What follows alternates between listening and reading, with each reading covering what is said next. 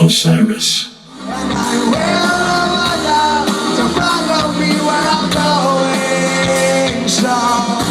Take a shower and try your shoes. You got no time to lose. You are young man, you must be living. Yeah, take a shower and try your shoes. You got no time to lose. You are young man, you must be living. Oh, you are forgiven. Hello, everybody, and welcome back to the Corner of Gray Street podcast. As always, I'm Bruce. That's Nolan, and this week we have a very, very special guest, Mr. Brad Corrigan from the band Dispatch. And I'll introduce him just as a multi-instrumentalist, singer-songwriter, photographer, director. What do you not do, Brad? Welcome to the podcast. Thanks for joining us. Hey, man, thank you for that.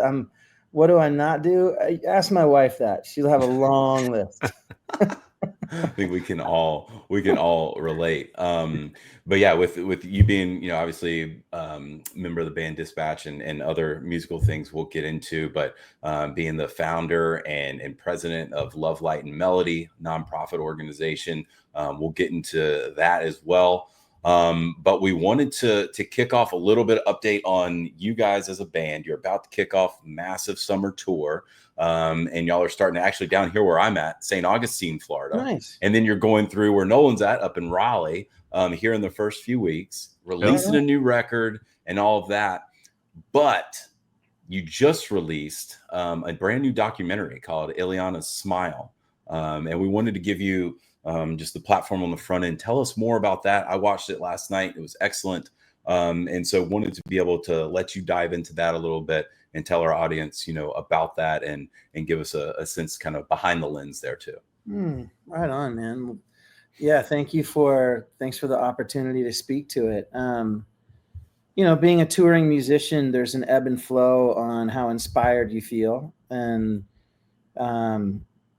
touring with Dispatch, the first 7 or 8 years that we played, we went all in, and I don't think we knew what it was to be empty, but we got to a certain point where we definitely needed to step away, and had played a show that we thought might be our last show in Boston called The Last Dispatch in 2004. And Chad and Pete and I just needed to breathe and go in different directions. And, whether it was a solo record for each of us or just be back in community and just figure out who we were. Those were really important years for us. So in 2005, I said yes to an opportunity to play a youth rally in Managua, Nicaragua. I'd never been to Central America before. Had friends that were surfers that said Nicaragua was incredible.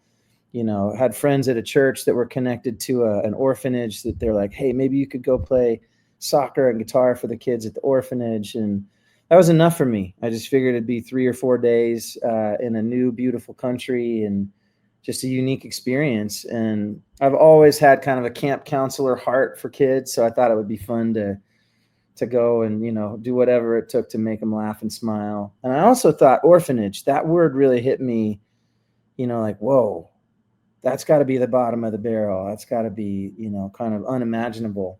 So when I got to Nicaragua and went to the orphanage and played this concert, the first 2 days were what I meant to do. And then on the third day, the Nicaraguan taxi driver that had been taking us back and forth, he's like, hey, if you're here to serve kids in our country, I need to take you somewhere else.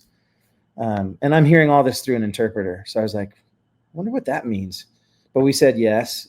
And he drove us into the heart of the city trash dump. And I wasn't really too keen on being there. It was like, what did we just say yes to? And what is this? And then I started to see it. Oh man, you're kidding me. There's like a township, a community of people that are living inside this trash dump. Why on earth? Oh man, there's kids. Oh, they're barefoot, just so gut wrenching and just sort of,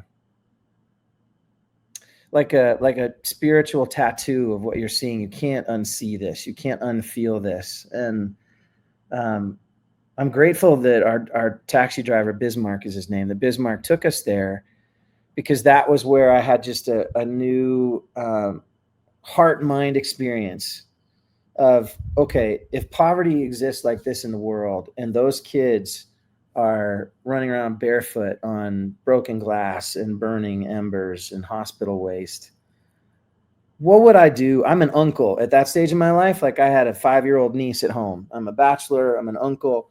But like all the dad energy in my heart, I was so angry and so brokenhearted to see that this existed. And in the midst of trying to better understand, like what's happening, I kind of hid behind my camera, and all I could handle was just taking some pictures. And so then I went back home to Colorado, and I'm thinking that was a one-off trip, but I can't shake these images of these kids. And I still had Bismarck's email or phone number. I don't remember what it was, but our taxi driver. So I connected with him, and I went back the next month. And I met Bismarck, and I went to the orphanage where I felt really safe and had fun playing soccer. And then I'd be like, Bismarck, I'm ready. Let's go back in. And then we would go into the trash dump. Same thing, stay in the taxi, take pictures, cry some tears, scribble down some angry prayers, try to figure out what the hell is going on and what could I do? I can't do anything. I can't do anything. Like just the whisper of, it's too big, it's too ugly. What am I doing here? And I stayed in that loop for that whole year. I went like 6 or 8 times, anytime, because we weren't on tour anymore. We'd left Dispatch behind. I'm trying to figure out, who am I? What is this gift of music? I don't speak Spanish. And something happened in that year of like, wow, I can't say anything to these kids. But as soon as I beat a drum or as soon as I play my guitar, I seem to be speaking to them. And they're coming toward me, and I kick a soccer ball and they're coming toward me. I bring out a paintbrush for that wall and get a friend who's a muralist, and we're all painting together.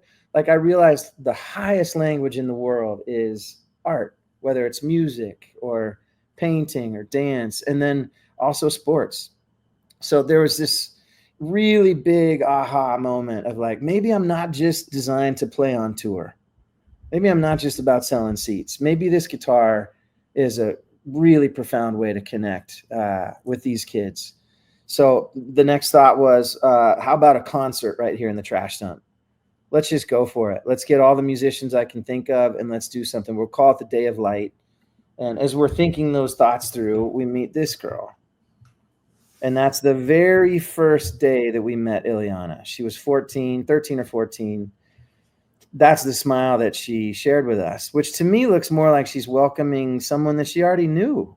Doesn't look like she's looking at strangers. So her generosity, the way she smiled and laughed, really unfroze us and made us feel more comfortable where we were, gave us more purpose. And Ileana started kind of leading us through the trash dump, and wherever she was, we felt okay. Wherever she was not, we felt like we were going to sink. But building out that concert idea and watching Ileana respond to it, and then her sister Mercedes, and then their neighbors and their other kids, we just realized like, maybe it's not the music we make that's the focus. Maybe it's where we make our music that could be the focus. And this is a spot. And in that same year, in 2007, the first year that we did this Day of Light concert in the trash dump, Dispatch also played Madison Square Garden. So I had these 2 mountaintop experiences. Both make your heart so full and your mind so full. But I will say something unique, I think, was some unique connections were made in me, how I felt making music in that trash dump, and thinking, what do these kids deserve? And what would I do for my own kids here? And, I don't know, just, man, I told you guys, I warned you, I was like, I could talk for days about this, because it's still, the questions are still coming, and the aha moments are still popping for me. But I'll say, I feel like the question came to me, do we belong to each other? Is it possible that I'm white and I speak English, and these kids and families are brown and speak Spanish? Could we still be family? And I found that answer to be yes. And I'm grateful that we're still connected in Nicaragua. The heartbreak is that Ileana, who really kind of gave us our first connect and our first sort of North Star, why we were doing what we were doing. We were dreaming for her, believing for her, imagining for her. She was brilliant, brave, just a badass. And we just were like, in any other setting, she would just rise to if she could flourish and dream and be safe and learn. And she was just interested in everything and was so brilliant. We're like, she should be on a track where she can do anything. And she died in 2011. She died right before she turned 18. And her sister Mercedes died a year and a half before she did. And we watched their lives be cut short unnecessarily and so tragically because of all of the abusive forces in the community where they lived, whether it was child prostitution or drug addiction or, no access to clean water and good food, no place to learn. I mean, it just gut-wrenching to think that these two girls, Mercedes and Ileana, that gave us vision for our own lives, their lives were cut short because of where they lived. So we created this film, Ileana Smile, and have connected that film to a primary school called Ileana School of Hope. And we have 200 students every year and a long waiting list to get into that school. The teachers there are unbelievable. The kids are safe. They can learn and dream and write their own stories. They've got access to music and sports and everything that we think kids deserve.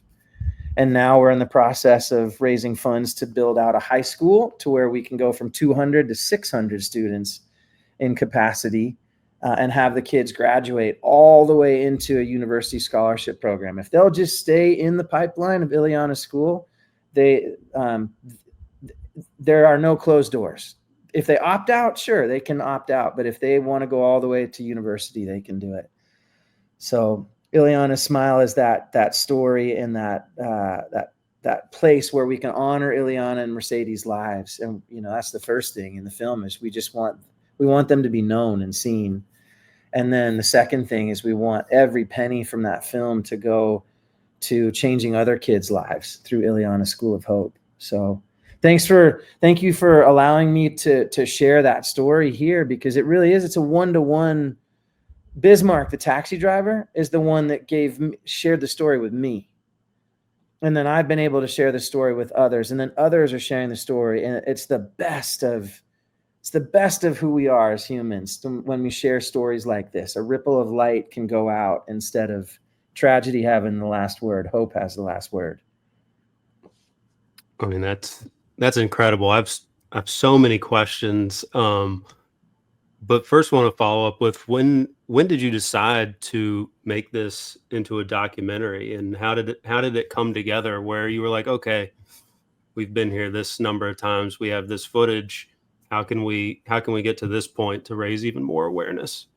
Well, from 2005, 2006, with my first trip to 2011, when Ileana passed away so unexpectedly, we had hundreds, if not thousands, of people that had come with us on these team trips to do, anything like medical teams or Day of Light teams with musicians and athletes and various student groups and some churches and people from Brazil and Mexico and all over the world that just wanted to meet Ileana and Mercedes and understand what could they do to bring support to serve and uplift these kids.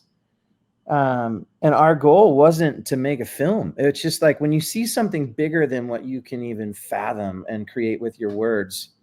I mentioned like I kind of hid behind my camera for the first handful of trips. It was too much. Mm-hmm.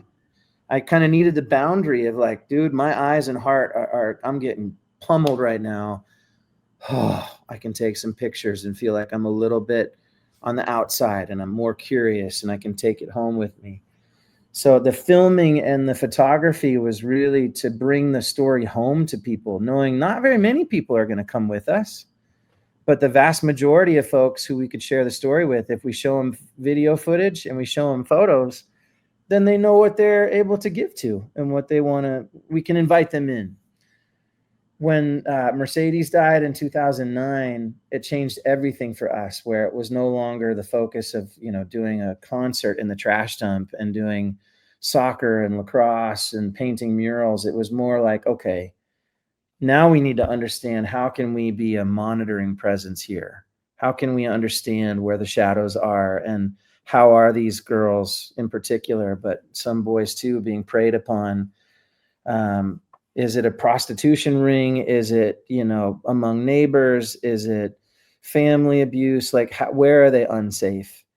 And the only answer that we could come up with was, there were teachers in the area, in particular, this one woman, Shayla, in the film, who was just like, we want a bigger school. We want to be able to wrap our arms around more kids, because we know what life is like for them.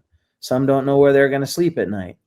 Some don't know where they're going to get food. Some are deciding between, do I work in the trash heaps today, or do I go and work, on my math and, art projects? And so we just went all in and invested in the school, and offering any support we had to Shayla and her teachers and tutors and parents, meeting with parents saying, hey, like, I know you're trying to choose between today and what the future holds. Because, dude, when you realize that the concept of where we want to be in the future is a luxury, people don't think that way when they're trying to survive. So talking to a parent about, where do you want your kids to be in 5 years? They didn't even know. Like, I could tell. I was like, I asked that question in English, a translator spoke it in Spanish, and there's no connection. And I went, wait a minute. Oh my gosh, I am so arrogant. I need to listen more. I need to realize where I am. They don't think where they're going to be in 5 years. They think, are we going to be alive tomorrow? So, investing all that we had in the documentary, realizing like, well, we've got the girl stories to tell. Maybe we can create a film that shines a light on child vulnerability through the life of Ileana and her sister Mercedes. And at the same time, we can highlight education as, probably the best thing that any of us can do as adults, is just create safe spaces for kids to learn and reach and ask questions and dream and be fed, like all the things that we take for granted. Have clean water and eat a square meal or two, and have, adults that love them and are curious what their dreams are. So sorry, I'm giving you some really long circling answers, but it was never our goal to make a documentary film. It was our goal to communicate the stories of Ileana and Mercedes in particular, believing that they would outlive us. And when they died, it took us a few years to grieve as a community, and then start comparing notes and realize, like, wow, they sure gave us a lot of themselves. They honored us with so much of their lives that if their family is okay with it, we sat with her mom and sat with her sisters and asked them, may we tell their stories more widely, and how would you feel about it? And we were able to interview them as they're in the film, and the sisters, like, they gave us a real generous look into a life where there are more questions than answers. And Ileana School of Hope now exists because of it. So we're believing hope will have the final word here. Yeah, it was very well done and very honest. Everyone, even through language barrier and all of that stuff, was very open, honest, and real. Like you said, there's just so much that most of us on this side of that would have no idea and can't relate. But so that others can be able to watch that, how can they watch? And then even more, maybe importantly, how can they donate? How can they help?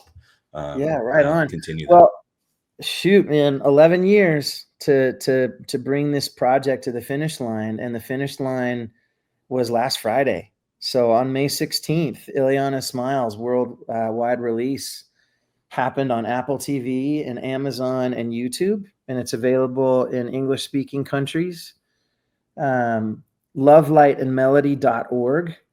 That is our website where you can take a deeper dive on the campus expansion. And we're needing to raise 1.6 million to build out this high school campus. We've bought the land for it. The architects and engineers have created a 3D rendering, and all the blueprints were in the permitting process. And now just on the fundraising side to scale up the campus to where we can host 600 students instead of 200 a year. But the film itself, it's a film to build a school. Our dream is that enough people will just rent and buy the film And all those proceeds become a revenue stream going directly to Ileana School of Hope. So if we all watch it once and invite someone else to watch it once, and that goes and goes and goes and goes and goes, we're not just going to build Ileana School. We'll be able to build many schools. That's that grassroots best of humanity dream of ours, like it can carry itself. Just the story being watched could be enough. But at the same time, I don't know if we would raise 1.6 million fast enough to build the school. So we're inviting people to move from having watched the film and sharing the film to come to lovelightandmelody.org and to make an investment in the school where you're literally putting bricks into this new foundation. It's awesome.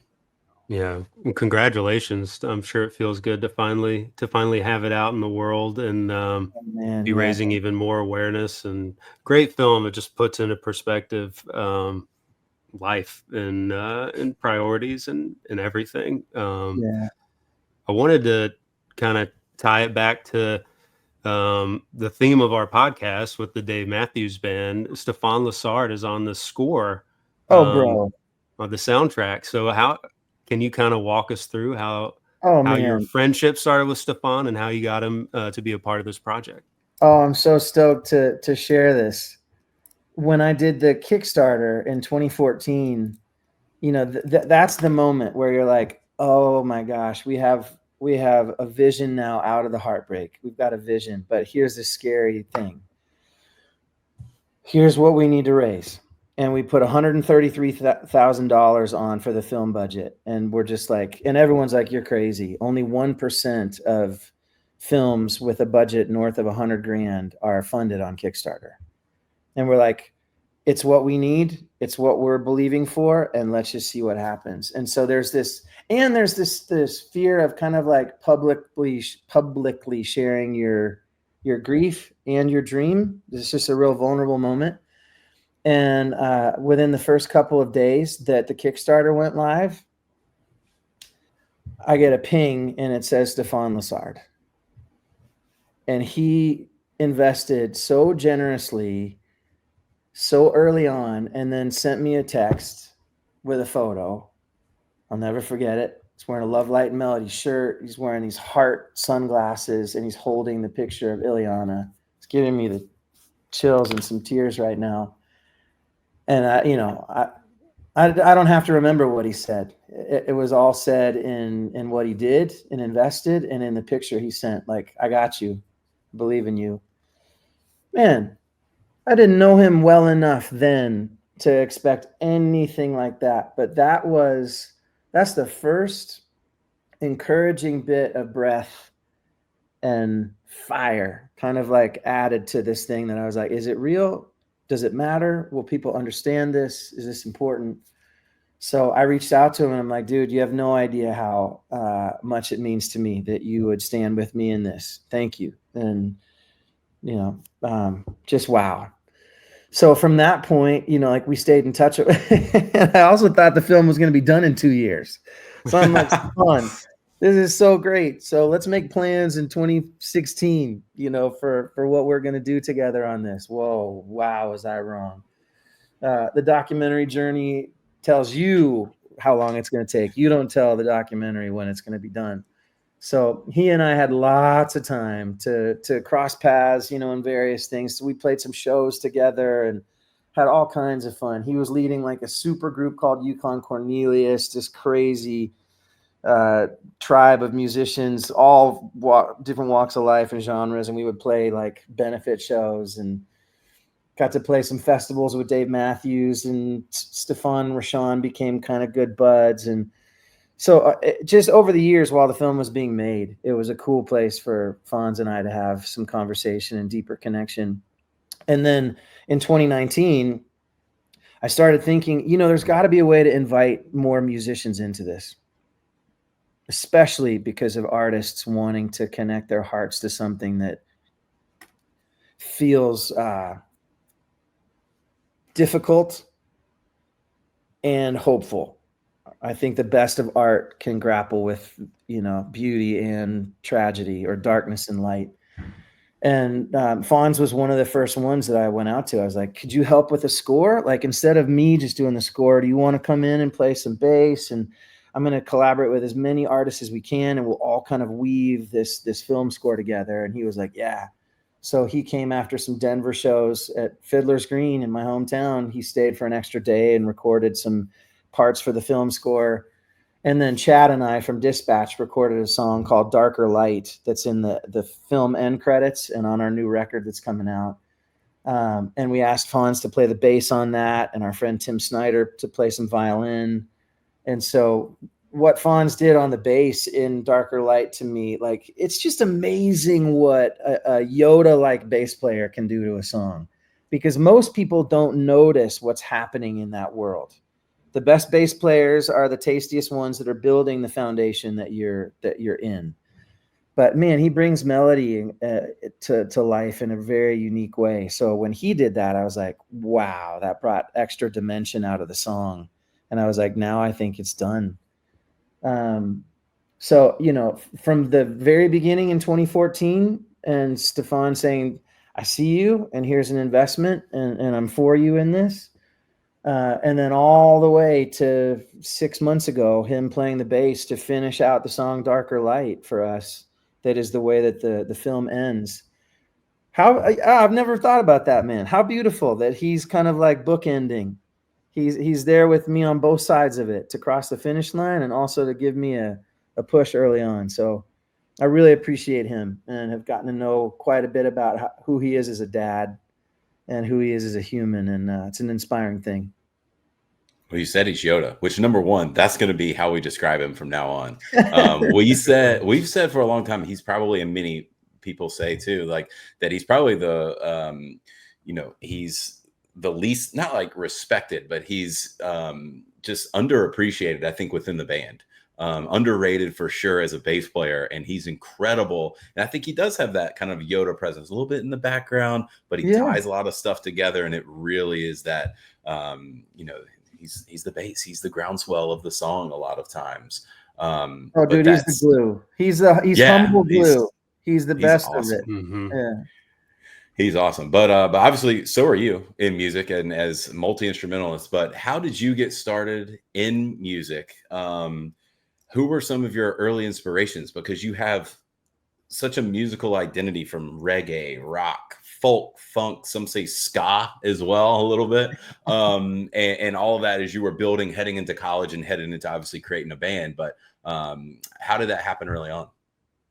And a fun and funny ride.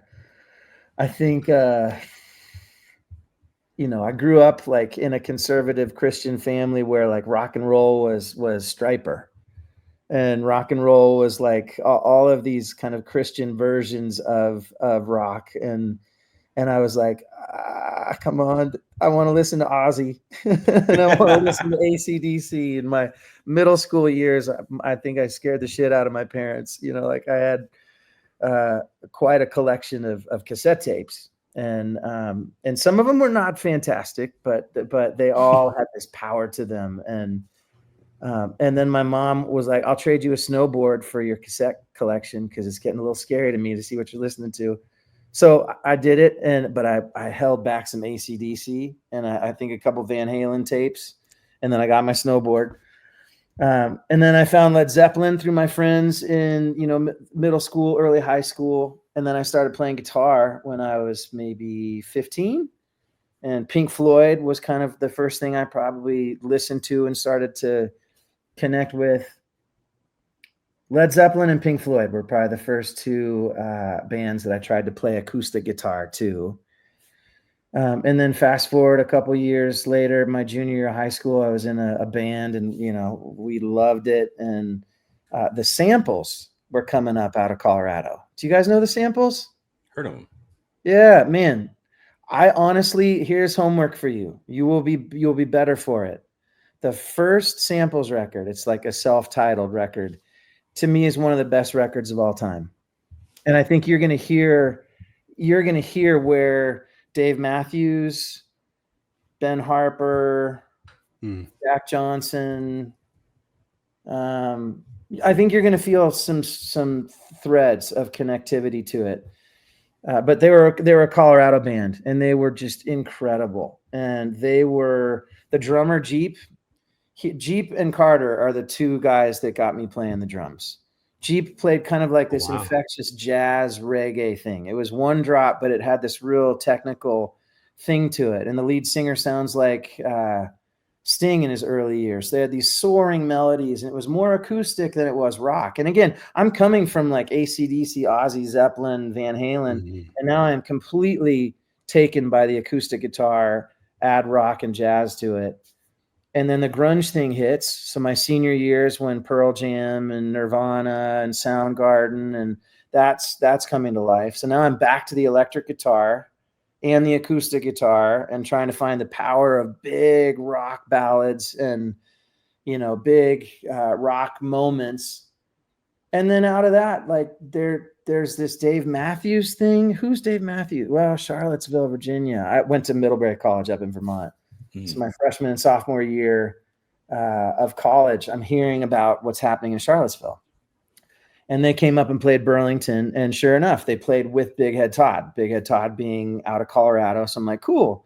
But this Big Head Todd, Dave Matthews thing, again, man, talk about musicianship and songwriting. The best of the guitar, the best of lyrics, the best of singable melodies. And then I'm like, holy shit, what is that drummer? And I'm still really a guitar player. Like in college, I met Chad and Pete, and we were playing as three acoustic guys. And someone called us the Indigo Boys, meaning for it to be a compliment.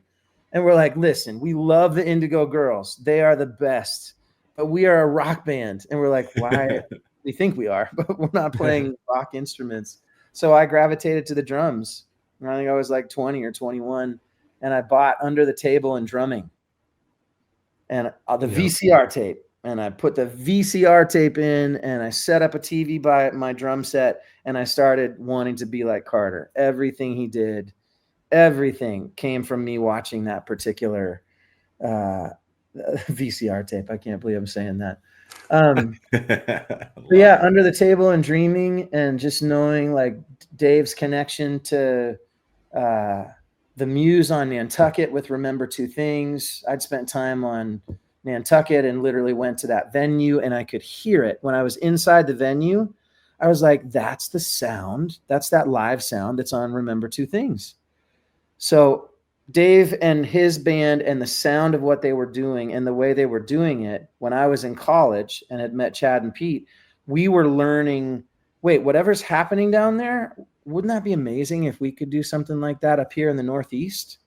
So I think we were probably 2, 3, 4 years behind where Dave was. And we kind of, whether we knew it or not, we were just in the wake of what he was doing and what the band was doing. So we were huge fans. And, this is way before we played with them or even knew that we were going to be a viable band.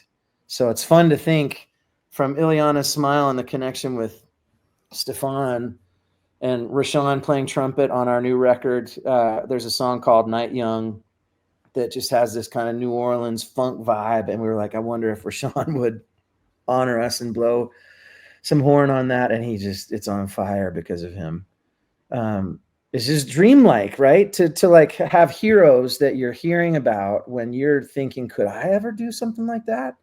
And then, 25, 30 years later to feel like, how are we on a playing field where we even have access to some of our heroes, and that they're as humble as they are and as talented as they are, and that, it's something. Those are still chilly moments for me. Fonz brought me backstage to try to find Carter because I told Fonz when I met him, I'm like, bro, how do you do what you do? Your Yoda on the kit. I'm speechless. And he's like, well, dude, you got to come meet him. Couldn't find him backstage. We were playing a festival in New York where we played right before Dave headlined. Was that like Randall's Island or something like that? It was really the caravan. Yes. They were doing. Yeah. Yes. Yeah. So we were on one of those. And short story is we found Carter on his tour bus. And so Stefan walked me right up on it, and I just clammed up. I couldn't even speak. And Carter looks at me and he's like, come on, man. And puts his arm around me and gives me a hug. And I'm like, Oh, wow. I'm a made man. And so then when we went to the stage and started to play, I'm just like, this is the coolest thing ever. I'll never forget that. And then Chad turns around and he's playing guitar up downstage. So he's looking at me and can see past me. His eyes get really big and he goes like this with his head. He's like, look that way. And I look over and Carter had come up on stage to watch us play and to watch me play for a few minutes. I almost dropped my sticks. Yeah. Oh my gosh. It's just, those guys are Hall of Fame. They deserve everything they've got and more. But they're also just such humble, sweet, real humans. And the impact that they've had on me and on our band, they wouldn't even know the full depth of it just in their existing on the one hand, but also when you meet them and realize that they just want to see everybody do well.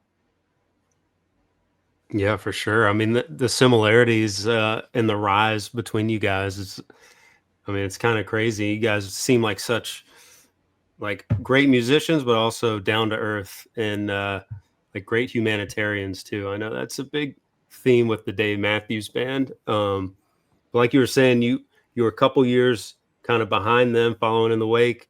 You had a meteoric rise where your first show was in Durham, North Carolina, 1996.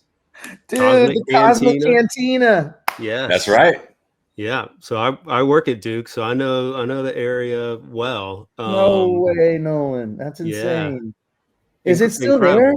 Yeah. The Cosmic Cantina is still there. Still there. Oh, man. He's going to have to drop by after the Raleigh gig and just check it out again. Yeah. Oh, we have to, man. We got paid in burritos. Literally, we're like, we'll just play for food, and it was worth it. That's amazing. I mean, you go from that to 2004 when you thought might be your last show in front of 166,000 people estimated. I mean, that's such a short amount of time. What was that? Was that just a whirlwind experience for you? And how do you feel kind of reflecting on it now? Yeah, I mean, from 95 and 96, when Chad and Pete and I kind of met through just friends in common in college, to 2001. I mean, that's all we did. We lived, we dreamed, we breathed everything about, could we make music, more than just on our campus in like lounges and on, study breaks. And that was, we were on tour. I remember the Suburban we jumped into and went down to Duke because Chad's sister went to Duke. Mm-hmm. And that's how we got to play the Cosmic Cantina. And, that dream really meant something. We're on the road and we're going to another state to play music. And there's just something really special, when you have the privilege to know what your dream is, and then the privilege of getting to pursue it. Oh, dude, that's the best of life right there. So from 96 to 2001, when we went all in, I think the one thing I would try to do if I could go back in time and communicate to us would be like, hey guys, lighten up a little bit. Don't take yourselves so seriously and breathe, because our egos were so big when we were in our early 20s and so undefined that there was tons of competition, like all three of us were lead singers. All three of us were songwriters. All three of us were playing the acoustic guitar until the Indigo Boys comment landed. And, you can't change the past, but you can sure learn a whole lot from it. And after 2001, 2002, we actually knew we were done. And we took a 2-year break before 2004. And then we came back for our one show called The Last Dispatch. We really thought we were cooked. Our friendships had meant so much to us when we started the band. And we were like, we'll never, if our friendships start to hurt, we'll just stop playing. Well, we lost sight of that and had gotten to a place where we were so burned out and so empty that, we needed the time off. And we thought that final show was authentic. But Napster and file sharing happened right at the end. So like Nolan, you're saying, meteoric, and we're like to us, it was kind of like, well, we just played Boston and New York every 6 weeks. And then once a year we'd go to Denver, and we just kind of were chugging. We're just slowly but surely building things up. And then we didn't know what was coming that would give more of the, you know, the meteoric rise to people at least knowing who we were. Somewhere in 99, I would guess, maybe 2000, we played a college gig in California and figured there'd be like 50 people. And we got there and there were 1,000, and they were singing along, and we were so confused. We're like, what is this? And the student activities, you know, folks were like, you guys don't know what Napster is? And I thought they were talking about a person, like there was a fan on campus named Napster. And she explained it to us. She's like, your music's anywhere. You just go here and click, and there you got it. And we're like, oh, this is good, because we didn't have any radio support or label support. And that Napster thing, you know, our music could go wherever it wanted to go. We didn't know how far. And so in 2004, we knew that we had a national fan base and that we were pretty fortunate to, you know, connect with them. But we're like, whoever comes in from the furthest distance, we'll do a meet and greet with you. And thought it might be Alaska, you know, someone coming in like that. We had 29 countries represented in our email campaign. 29 different countries came to this last show, this free outdoor show in Boston. And we met with them before the show, and we were just like dumbstruck. Just, wow, it is that powerful that now there's this flat landscape and your music can go wherever it wants to go. So it was a good ride. It was really good, but we also knew like we still got to walk away from it. And then, you know, 2007, 3 years later, 3 nights at Madison Square Garden with the African Children's Choir. We had no idea if we would even get to play one. And those shows were insane. And then 3 years later, we did another, you know, event around that Dispatch Zimbabwe, Madison Square Garden thing. And in 2011, started playing full time again. So I think the breaks allowed us to kind of come back. Oh, that's amazing. I gotta shout out my college roommate Derek for a second, because he would play Dispatch all the time and had me watching YouTube videos, and we had a lot of good times watching that. Favorite song is The General. He said Right be on. sure to let you know. So Right shout on. out to Derek. Tell him to memorize Derek the from Russian Boston. version. The what version? Tell him to memorize the Russian version of The General, and then we'll be Okay. impressed. Okay. Homework I'm for him. sure. Yeah. That's funny. Yeah. DMB had to take some of those hiatuses as well, a time or two. One of them was in 2011 when they did the Caravans, and that's when you guys came back. So I was looking, because you guys have a new album coming out, and since 2011, y'all have recorded 4, about to be 5. And before the hiatus, you also had 4. So this is going to break. You've got more albums now since you're coming back that you had from before. And it's coming out, I believe, June 6th, called Yellow Jacket. So tell us some of the inspiration behind that album, the writing process, and just how that came together for now a 5th album in less than 15 years. Well, this particular record, we wanted to try to keep it as simple as we could, and also wanted to go in with our full band and play it live. Like, we've done enough records in the last 10 years where, you know, it's kind of one layer at a time, that we're like, all right, we're ready for something new. Let's get the full band together. Let's get into the studio for a short window of time. So it kind of forces our hand.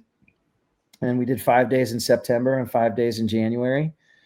And in September, you know, the songs that we were focusing on were like reggae and ska, just sort of a throwback to early Dispatch, and lots of open air and lots of harmonies. And, you know, you just felt like, this is kind of revisiting the early days, and felt really good. And then we were thinking about John Butler, because we knew that we were going to be on the road with John Butler this summer. And so he sat in and sang a verse and played some slide guitar on a song called Trinket. And we were just, again, like, we were trying to sculpt stuff that would work well for us as a band in the studio, but really so that you can just translate it live. Like, let's create a record that is all about what can we bring to the stage when we play it this summer. So had a lot of fun in September, focusing in kind of on the reggae ska throwback energy of those songs. And then in January, without intending it, it just leaned, our demo songs leaned more towards rock and blues, and one song that has kind of an Allman Brothers kind of guitar riff to it, and then there's an instrumental, and then there's a really heavy kind of Black Sabbath inspired tune called Hush Money. And then Night Young, that's this New Orleans funk, it's just a really eclectic batch of songs that we did in January, and then punctuated it with Ani DeFranco sitting in on a folk tune that we recorded around kind of a bluegrass approach. Just had a mic up and did it all live, and then sent it to Ani, and then she added her voice to it, called Everybody in the Street. So I think I love how live it feels. I love how spontaneous it was. I love that we didn't have months and months to kill it with production. I just think it's a really great, it's a Polaroid. It's like, love that. There it is. There's that one. There's that one. There's that one. And I think some of the best artistic energy is captured in those kind of Polaroid moments. You don't have time to overanalyze it either. Like, that's a good thing. Yeah, we talk about that sometimes with studio versions of songs from bands. Obviously, we love D&B being one of them, but yeah, the overanalyzation sometimes of new songs or just of the production can be harmful at times. But yeah, cool, man. I listened to the first, I guess what they've got 3 songs out there so far. Yeah, excited for the rest of it. Right on. Well, you've been super generous with your time. We're going to get you out of here with some rapid fire really quick. So last song you listened to? Last song I listened to? I'm going to Let It Shine, singing with my 4-year-old and 2-year-old. Excellent. Amazing. Excellent. Favorite venue you've played? Greek Theater in Berkeley. All right. Favorite venue you've been to, attended? Oh, man. Oh, I mean, it's probably Red Rocks, because I think the fan experience, I mean, listen, I know this is rapid fire, but I'm from Denver, so I need to put an asterisk here. Oh, go on. Red Rocks you can't beat it. Berkeley, there's something about it being out in the crowd that's just, the energy is just a notch above. There was magic to it. Red Rocks, you're at the base, and then you're good ways, like probably 20 feet, 30 feet from the first row, and then it goes straight up like an avalanche. Mm-hmm.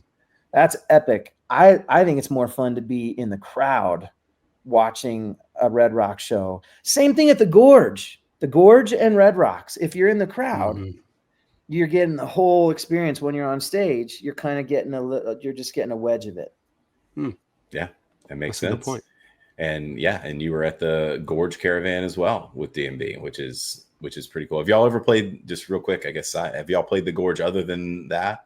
No, we're not. I don't think we could pull that with our fans. We were so stoked, Dave, though. I don't know, man. Y'all pulled 166K. Let's try it then. If you can pull some strings, let's do it the safe way. Let's do Dave and Dispatch at the Gorge.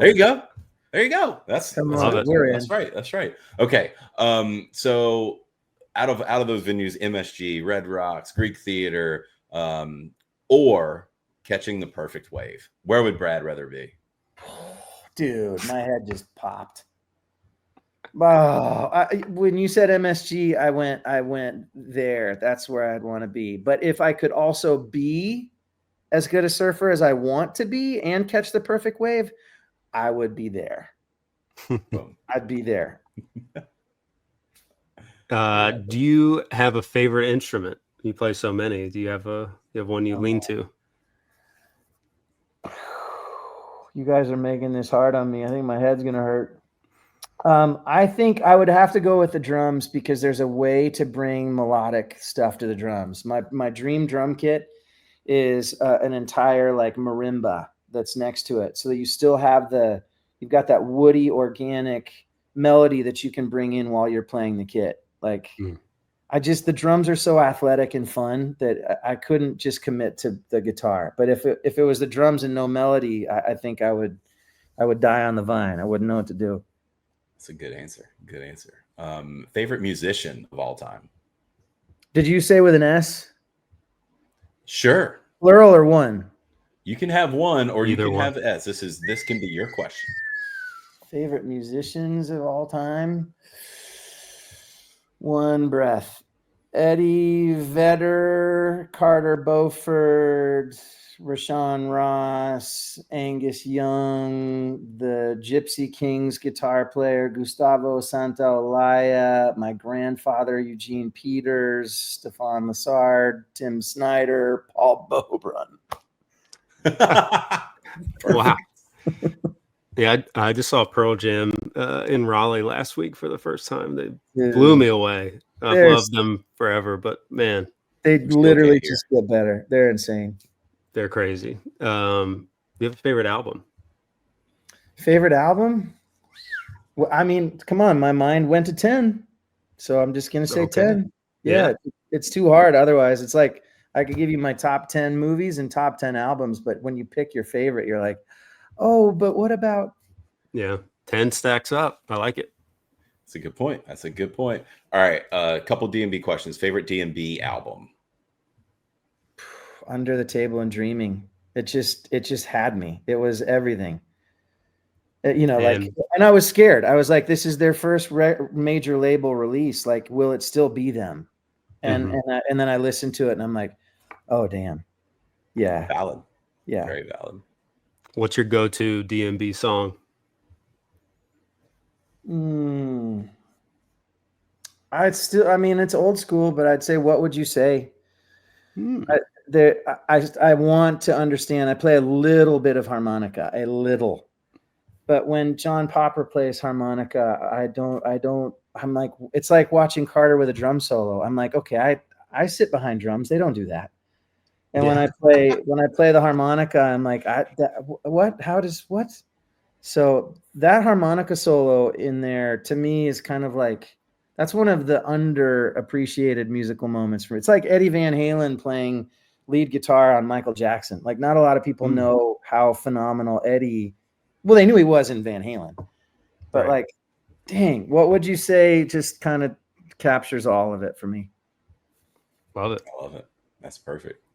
And if someone were to describe Brad Corrigan with one word, what would you want that word to be? Kind. I thought that might be your answer. Great answer. I thought you were going to say Brad again. So good. That too. Well, Brad, you're the man. And thank you so much for hopping on. And we want to shout out again. Please check out Ileana's Smile. He talked about where you can find that: Apple TV, YouTube, Amazon. Check out his organization, Love, Light, and Melody. Dispatch new album, Yellow Jacket, out June 6th.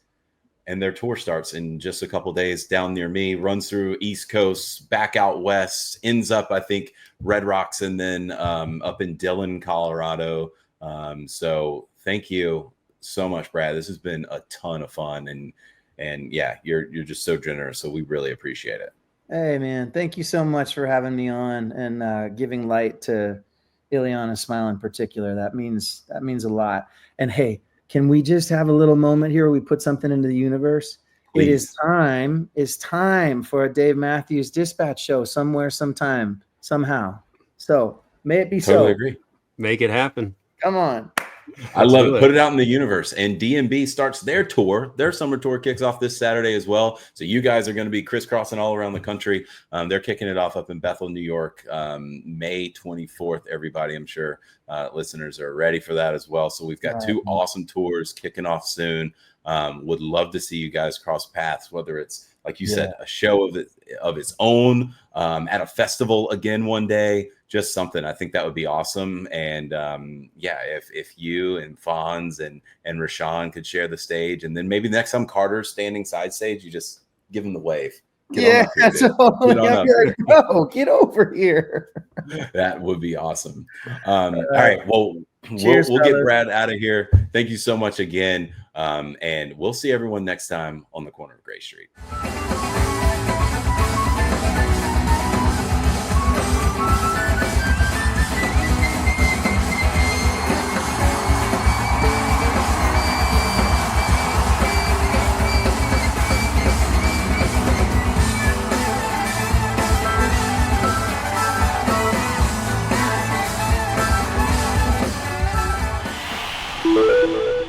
service.